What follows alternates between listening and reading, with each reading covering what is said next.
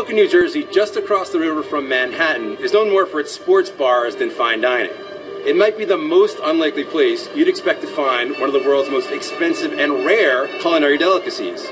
And as you're about to see, it's being sold by the most unexpected salesman. My name is Ian Pergaista, and I'm a truffle dealer. I'm 19, and I sell truffles to a number of restaurants nationwide, as well as a few distributors. What's up, Ian? Jason? How's it going, man? Doing well. What you got today? Well. Black truffle, my man.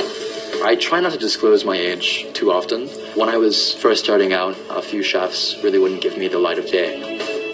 I have an accountant and 3 sales agents across the U.S. that I've trained to sell fresh truffle as well as truffle product.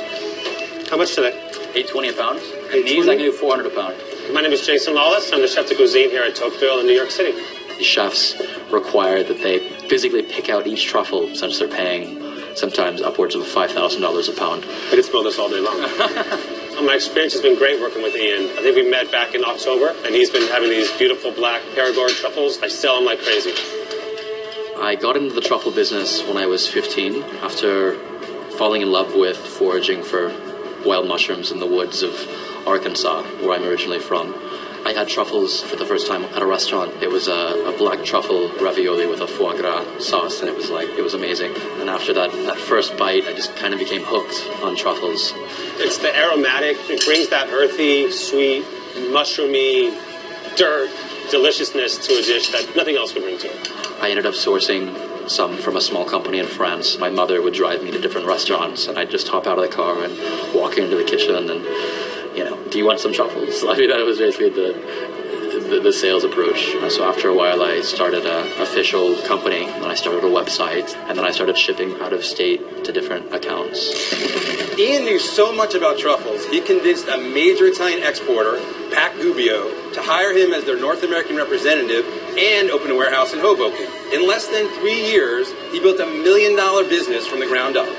What I didn't realize was that they didn't have any pre-existing clients in the U.S., so I was going to be the one that garnered new accounts, basically did everything to build the company from the ground up. We also have the Bianchetti, the spring white truffle, right here. No other company in the U.S. sells this truffle, so we're trying to commercialize it here in the U.S. I actually got to go to Italy for 3 months. I apprenticed at the company headquarters in Umbria. I learned Italian and ate amazing food and learned about the European side of the truffle world. All right, your total is $917. All right. And 62 cents. It sounds cliche and corny, but I had a dream and I made it happen by working hard. And, it happened. I mean, it came true.